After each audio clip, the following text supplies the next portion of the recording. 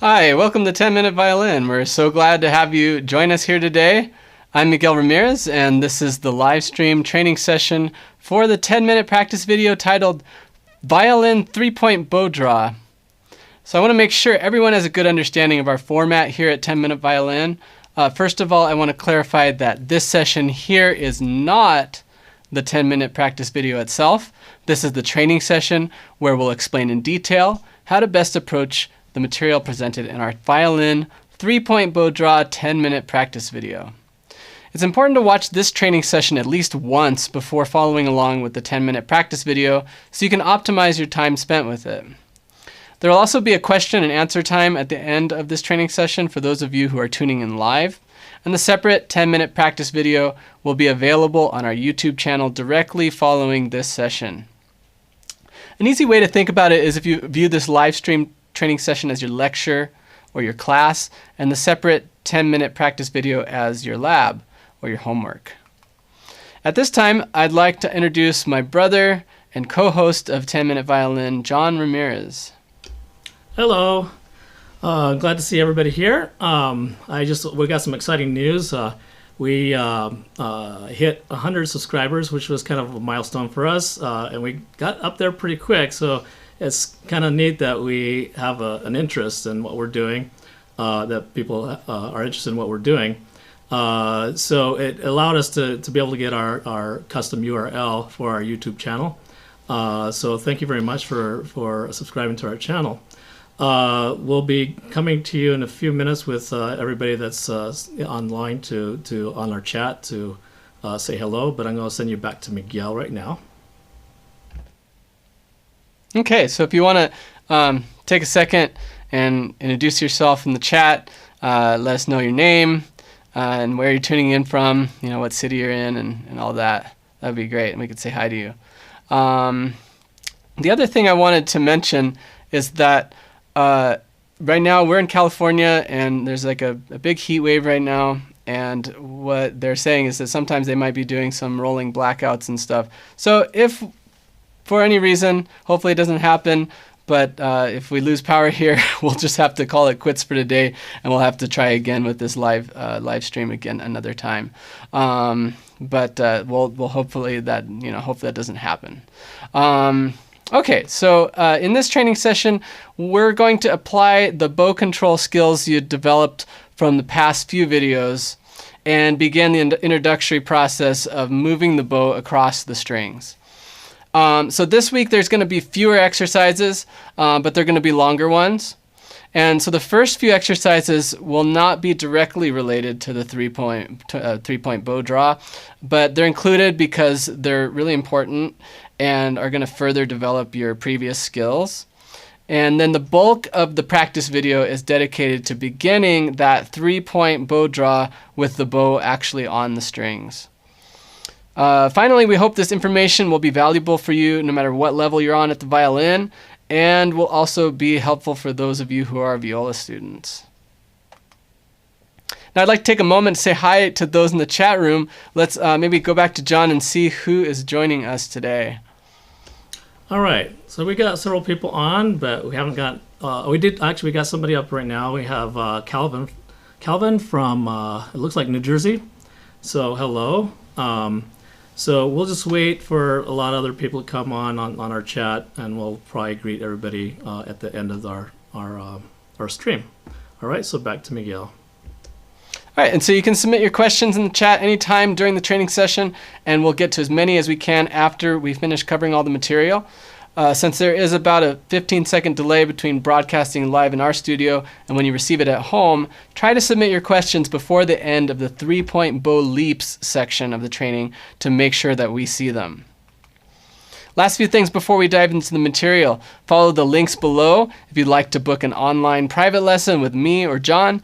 And if you find our content helpful, I'd like to remind you to subscribe, hit the bell to be notified every time we release a new video, and like and share it with your friends. Okay, so the first exercise you're going to see in this this week's 10-minute practice video is 50 pinky push-ups. So You're going to do the same pinky push-up exercise with the bow like we did before. We're just adding more reps this week. So like last time, you place your hand on the bow where you can do all 50 successfully and with good form. So if you can't quite do them here at the frog, go a little closer to the, not really on the balance point, because that doesn't really give your pinky much of a workout there. But go somewhere a little bit closer to the balance point, where you can get to all 50 of them successfully and with good form. If you get halfway through the exercises and find, like say if you're starting here at the frog, but you're finding out you're like losing your good form, or you just can't quite continue there, so just slide again a little bit away and then finish the pinky push-ups, all the rest of the 50 from there. Again, if you're looking, you're looking through the place here, the way you want to find where you want your hand on the bow is find a place that you can handle, but still has enough resistance, again, to where your pinky is still getting a workout. And remember, your ultimate goal is to be able to do all 50 of these at the frog. And in this practice video, you'll be alternating between slower reps and faster ones, so kind of be ready for that. The next exercise that you'll find in the video is bow release countdown. And so this one is like bow release slide, if you remember how we just let the bow slide through the fingers like this. But with this exercise, we'll have a chance to explore just how little pressure in your right hand is needed to hold on to the bow. And so just for the purposes of this exercise, we're going to do something that we've really been trying not to do. We've been trying to avoid this, but we're going to do something the wrong way on purpose, so that way we have something to contrast with. So here's what you're going to do. With your good bow hold, squeeze that right hand. I'm going to squeeze it pretty hard. Okay, and so on a scale of 1 to 10, this is going to be a 10. So we're going to remain with a good bow hold, but squeeze hard. This is a 10. We don't want to do this on a normal basis, but we're going to do this on purpose right now. Okay, so from there, we're going to count down from 10, and each number we count down is you're going to release that squeezing of the hand, until we get to 1 is going to be the lightest pressure, and then finally 0, we're going to let go of the bow, let it slide. So 1 is barely holding onto the bow. Okay, so and then after we let it slide, after we have it on 0, you're going to let it slide, and then just go back to that 1 where you're barely holding onto the bow. So 10, count down to 1. So we'll do like 10, 9. Release 8, 7, 6, 5, and which each number we're counting down, we're releasing more pressure. 4, 3, 2, and then 1 is like just barely holding on, as light as you can hold while not letting the bow slip. And then finally let go of that last bit, and then it's a 0, and then back to 1 to stop the bow from going all the way down. But we just want to go back to 1 here to stop the bow. You'll notice it's very, very, very little pressure. And then from here, we'll start the process over again from level 10. So I'm going to squeeze again, do it the wrong way. And again, it's kind of hard on the video to show how I'm actually squeezing it, but I am. And then we're going to count down from there, 10, 9, 8, so forth, all the way until we get to 0 again, barely hold on, and then back to 1 to stop the bow, just to 1. So maybe the best way to explain it is to regulate your pressure in increments, right? Yeah, so like 10, you're squeezing the most. 9 is like you're still squeezing a lot. 8, you're letting go a little bit. By 5, it's like halfway between. And then you just keep counting down. You keep releasing until you get to 1 is like just barely holding on. So really the goal is to try to always play at that level 1. We want to just use the least amount as possible to hold on to this bow. So remember to do this exercise over a bed, a couch, or some other soft surface to avoid damage to the bow in case you accidentally drop it completely. We don't want it to fall on the hard floor. Okay, so next up is bow hold handwriting. And so this is could be a fun exercise that can help with the flexibility in the right hand fingers. I'm going to use a marker, and so you can see what I'm writing clearly on the screen. When you do this, I recommend using a pencil, so it'll have more of a similar feel to the bow. But just so you can really get a good visual of what I'm writing, it shows up better using an actual marker here. So we're going to start with a good bow hold on that pencil, and we're going to make sure that the pinky side of the hand is on the tip side of the pencil. So we're going to be writing with the pinky side there. And then without straying outside of the boundaries of a good bow hold, we're going to use the flexibility in your fingers to write your name. And we really want to try to have the majority of the motion actually coming from your fingers. You only want the forearm to move like left to right across the page, but don't let it actually allow it to do the writing itself. If you just write like this, that doesn't exercise any flexibility in your fingers, and that really doesn't do anything, you know. So if you really want to actually not waste your time with this exercise, you really want to get the meat out of this exercise, you're going to have to use the flexibility and only write with that, and only move your arm just to kind of let it go across the page. So we're gonna write, I'll show you here. I'm gonna write my name, and you can write your own name if you'd like. So I have my good bow hold, and then I'm gonna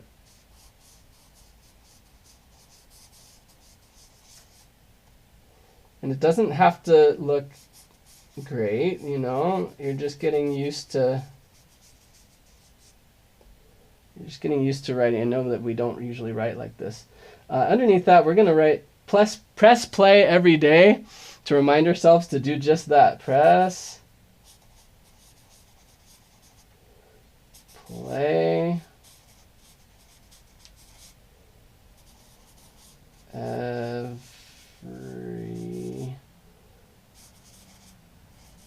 day.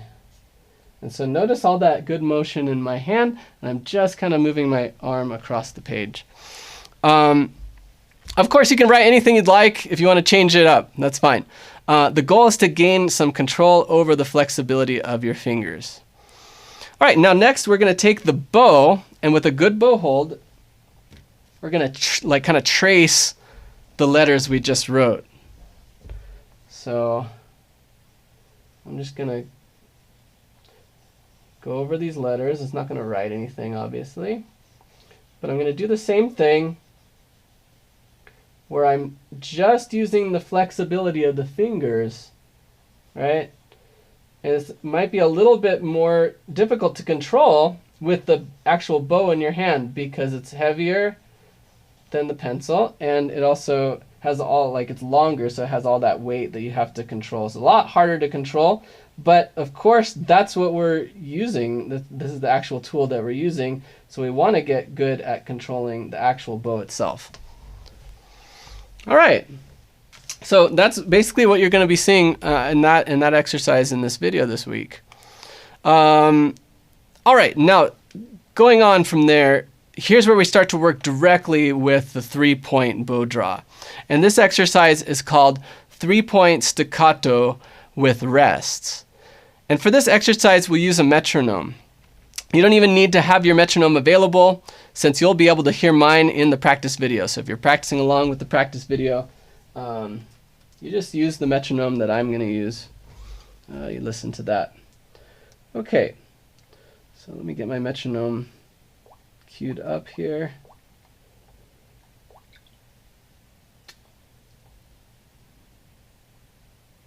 My settings got a little bit lost, so I'm going to have to figure out. Don't know what's going on with this.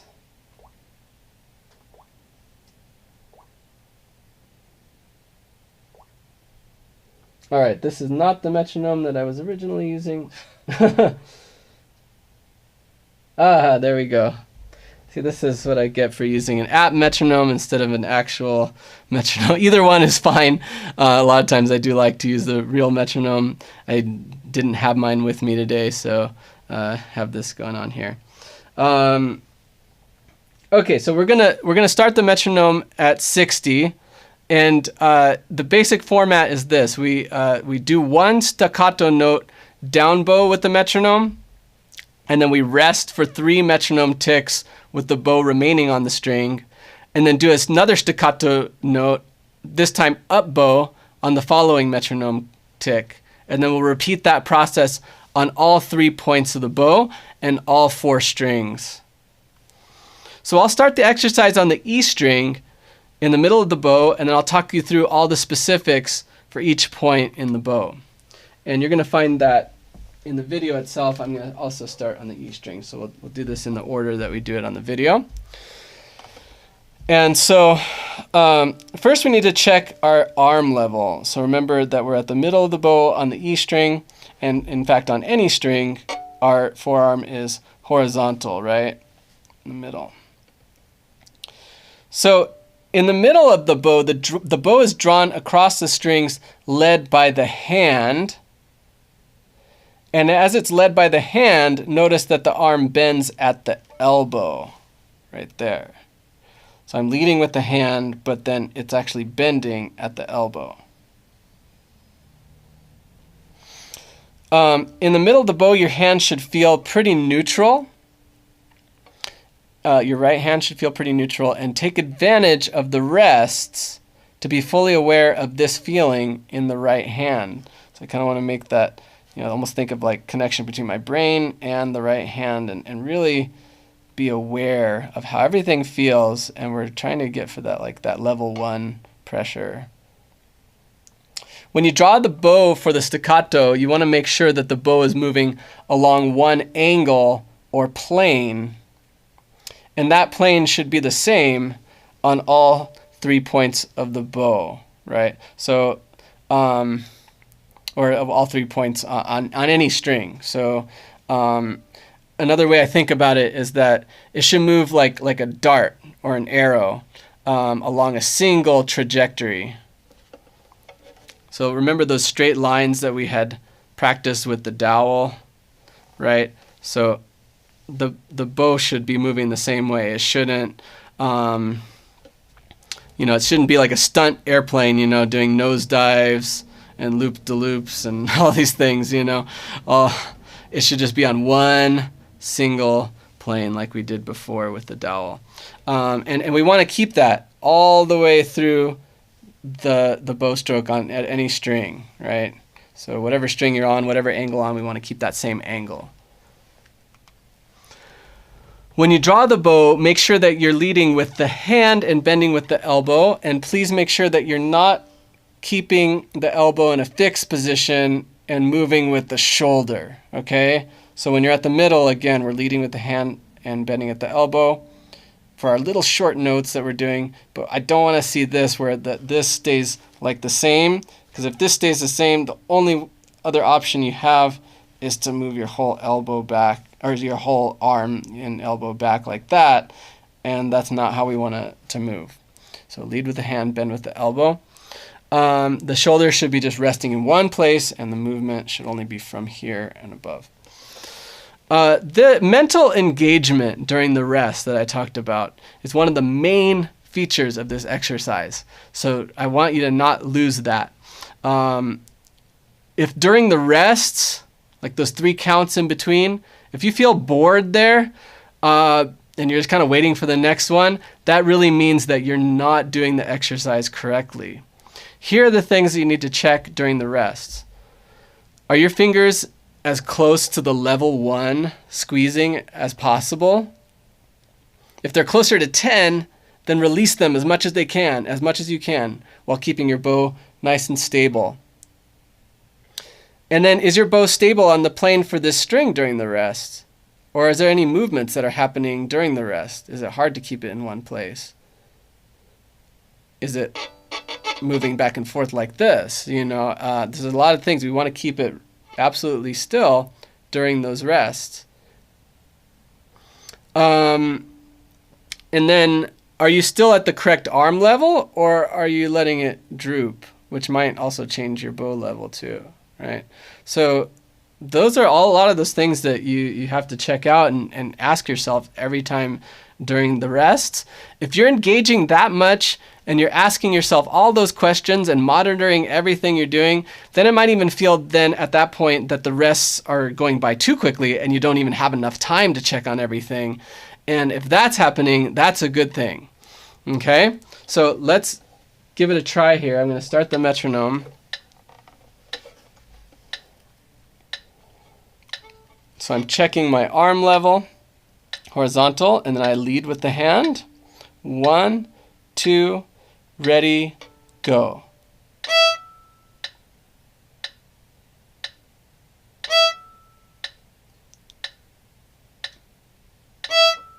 Again, during these rests, I'm not just waiting. I'm asking myself all those questions. How does my hand feel? Is it at level 1? Is my bow staying still? And am I on the same plane? Let me give you an example of not being on the same plane. That's not. Notice how it changes.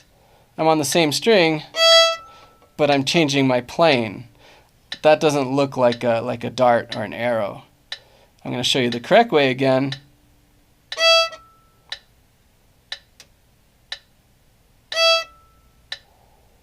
And no angle change.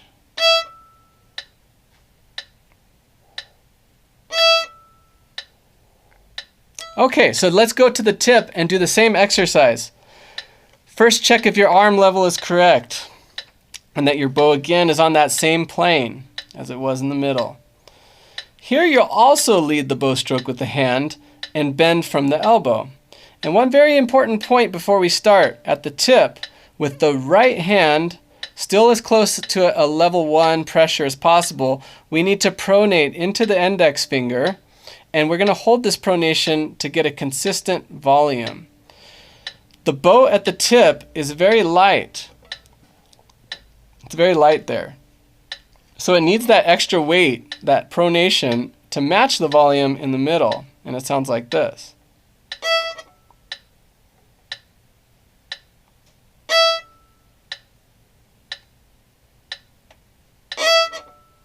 And maybe there's a little too much pronation there.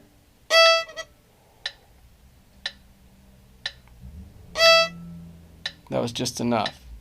So you don't want to overdo it because then again you'll get like kind of crunchy. Okay.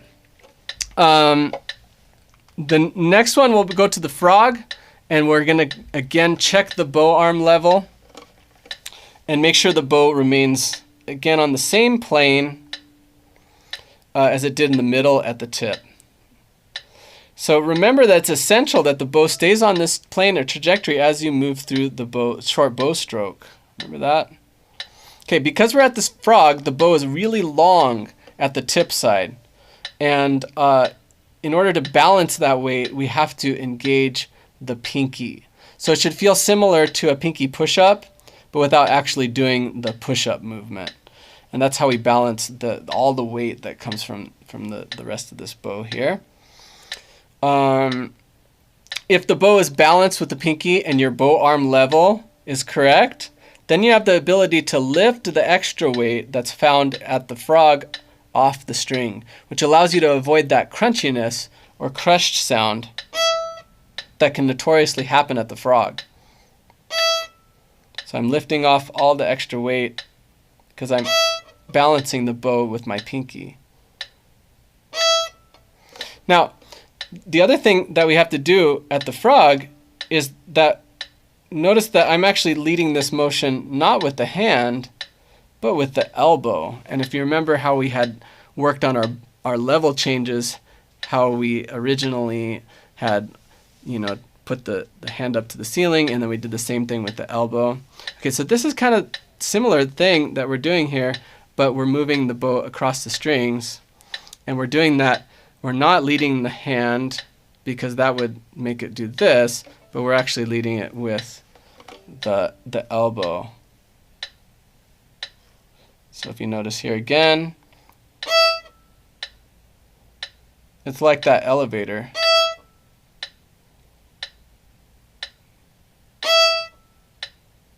Is my pinky engaged? Is my bow on one trajectory? Okay, so that's the idea. Now for the rest of the strings, you'll do exactly the same thing at all 3 points. The only differences are the bow arm levels and the plane or trajectory of the bow. So let's briefly review those. Here's the middle on the A string. Arm horizontal, lead with the hand, and bend with the elbow. Here's the tip.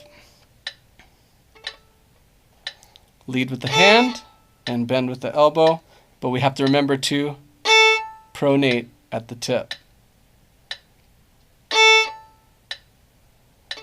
At the frog, remember we're leading now with the elbow, and we engage the pinky to take the weight off the other part of the bow.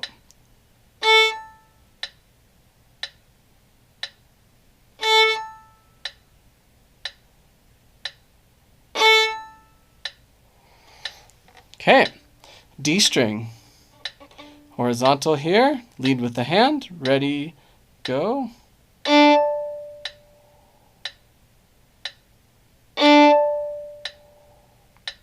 Tip, same thing, check your arm level, check the bow trajectory.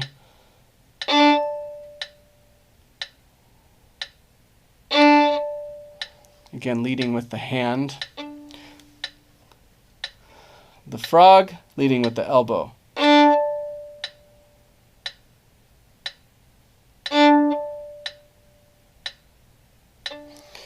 G string, middle, horizontal, leading with the hand.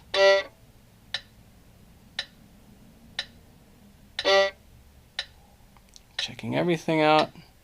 I remember that you can even, double check your bow hold and everything too. Same plane, leading with the hand. Don't forget to pronate before you start. Okay. And then here again, don't forget to engage the pinky. So that's the only way you can keep the bow at the same trajectory, right? Otherwise it's going to do this. So here, leading with the elbow now.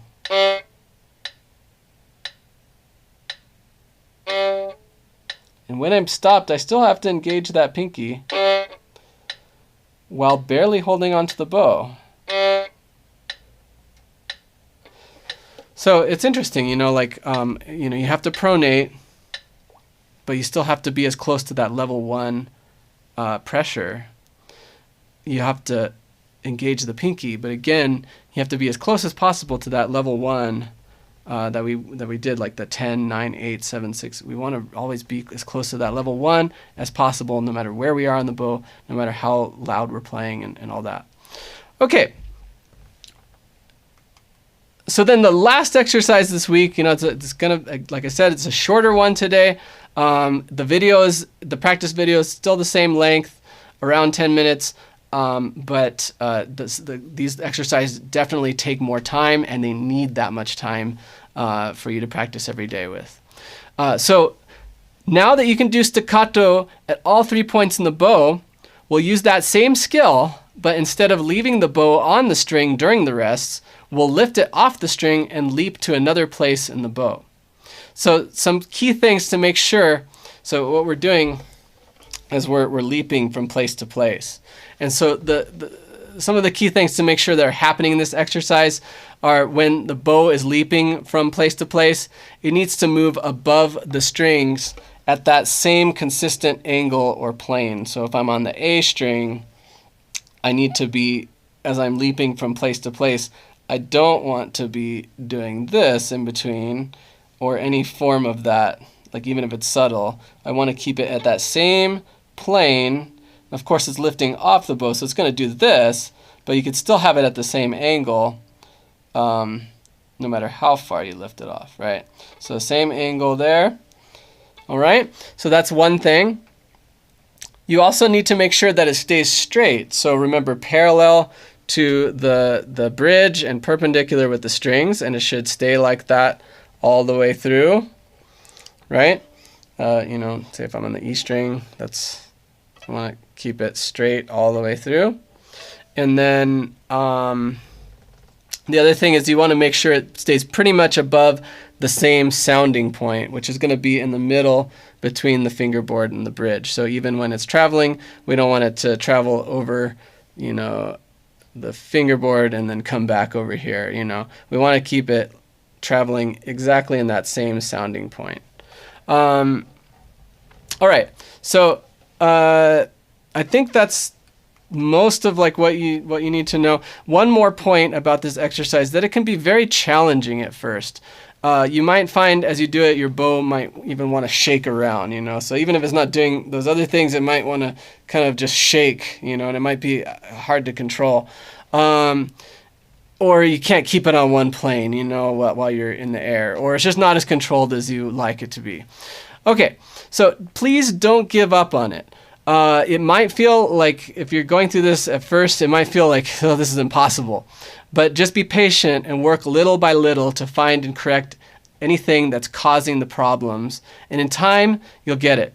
So every component that we've covered so far, from bow hand form to arm levels, strengthening of the pinky, pronations, bow control, everything that we've covered is brought together in this exercise. So if you're hitting any kind of wall with this exercise, a good strategy is to go back to previous videos and re-practice any of the previous skills you think you could use more control, and then come back again to this exercise.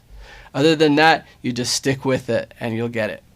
So now for the exercise itself. So we'll start with a good bow hold on the E string at the middle of the bow. And this is how you're going to find it in the video too. We're starting in the middle of the bow. And the first leap will be back and forth from the middle to frog. And to do this, we'll start with an upstroke. So check your arm level, check everything, check your bow hold. We're going to do an upstroke like that. And then instead of letting it rest on the strings, we're going to go to the frog and let it rest there. And notice that when I went to the frog, I did my true 3-point bow draw, where I brought my elbow and my arm to the right position for the frog. And then we go down, bow, back to the middle. And we're going back and forth between those two places, keeping the bow on the same plane. And we're going to end up doing that with the metronome. So the whole thing looks like this. Start in the middle with an upstroke, horizontal forearm, up, still horizontal forearm all the way through, right? Like that. And then, like that elevator, just going back and forth.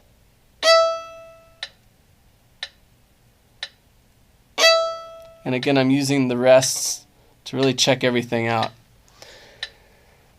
Okay, and then the next one is going to be from the middle to the tip, and then we're going to start that with a downstroke. Don't forget to pronate here for the tip.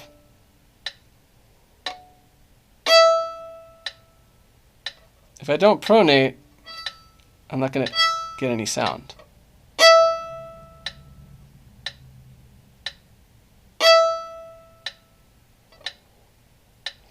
And then we're going to do the frog all the way to the tip.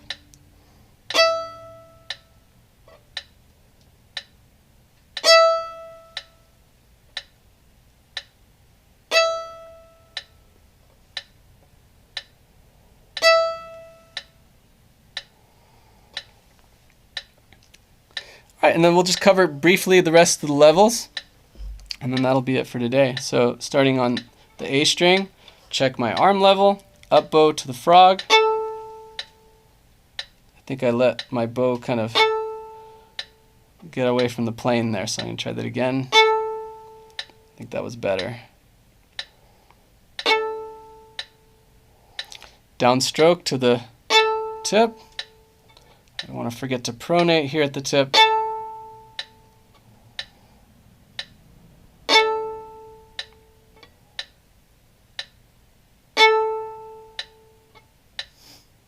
Sometimes when I look at the monitor, I have a monitor of myself on TV, so sometimes that messes me up a little bit, so I'm just going to do it without looking at it. So frog to the tip, pronate. Remember here to engage the pinky so it's not too crunchy. Pronate. And if you notice my bow, it really looks like it's like shooting like an arrow, right? Next one, D string, starting in the middle, upstroke, ready, go. Engage the pinky.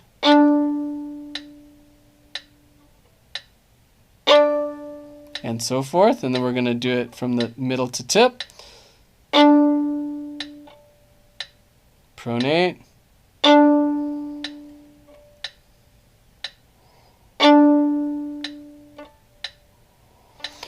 And then the frog to tip.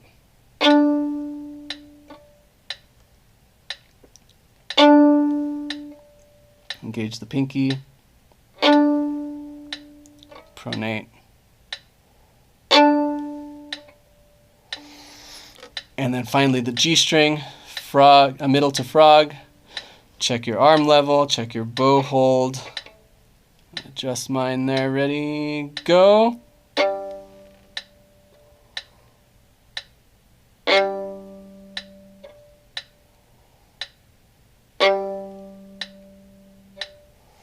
And we're going to go from the middle to the tip. Again, trying to keep that bow on the same plane.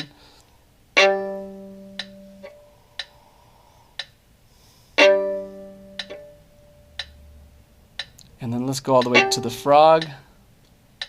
Think about where your points are. Frog slanting down, tip slanting up. And we're talking about the forearm. Forearm slanting down, tip slanting slightly up. All right.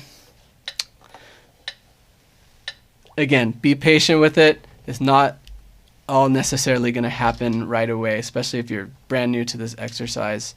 And so again, just stick with it and go over all the things all the tools that we've given so far. If they're put together if they're all practiced and you have them all solid, that will give you the best chance of success with this exercise. And if you can do this exercise, then next week what we're going to try to do is to actually put that to where your bow is actually doing the stroke on the string the whole time. And after practicing this exercise, that should be really, it should be easy to put together at that point. Another thing I want to mention too before we end is that with the finger flexibility exercise where we're doing the writing, eventually we're going to take that finger flexibility and do some staccato notes with that finger flexibility actually with the bow on the string too. So pay attention to that exercise and get that down really well and get some good handwriting in there so that way you have the ability to move the bow with your fingers as well. All right, so that's it for today's training session. Let's go back to John and see if we have any questions. We don't have any questions, but we have more people that got on our chat. It's funny, again, we have more people viewing than come on our chat to say hi. So don't be shy. Just always, as soon as you get on, just say hello. We do have a few people here. We have Mr. Chimkin. I hope I said that right. So hello to you. Julian is here. Say hi. Says hi to us. So hi back to you. Also, we have Christine. Hello. How are you doing? That's good that we get to see all these people, and we're getting a lot of the regulars in here too. I just a reminder about the practice video. Don't forget to work on the video, the practice video after we get off. Although I forgot, we're going to put the link on that in about an hour. I got a little bit behind and I'm putting that together, so I'll put that up as soon as possible. If you have subscribed to us, you'll get a notification right away that the practicing video is up. And just a reminder, I think the one thing that Miguel was saying is that some of these things you might struggle with, but at the same time, some people might think that these might be really basic things, but it's the bow control, being able to go from one point of the bow and to the other point without wavering, and that can make your playing so much better when you're able to have that bow control on a regular basis, not just something that you do on accident all the time. So that's one of the things that you have to remember. These exercises are really geared for you to be able to get better at your playing. So yeah, and I'd maybe like add to that too, that when you have more control over your right hand, what ends up happening is that your left hand issues that you might struggle with, you'll find that will come a lot easier because your brain is not having to think through all the motions that you're doing on the right hand, and it can focus entirely on what you're doing with the left hand. And so you'll notice like, hey, wow, this passage, once you get better with your bow, you're like, hey, this passage that was really hard for me to do, and now it actually seems like really easy, and I'm not sure why. I didn't work that much with the left hand, but it's that focus that you're able to allow for the left hand when the right hand's more automated. And then when you automate, your left hand too, then you really are able to just focus on the music and interpretation. But yeah, that's all really good stuff.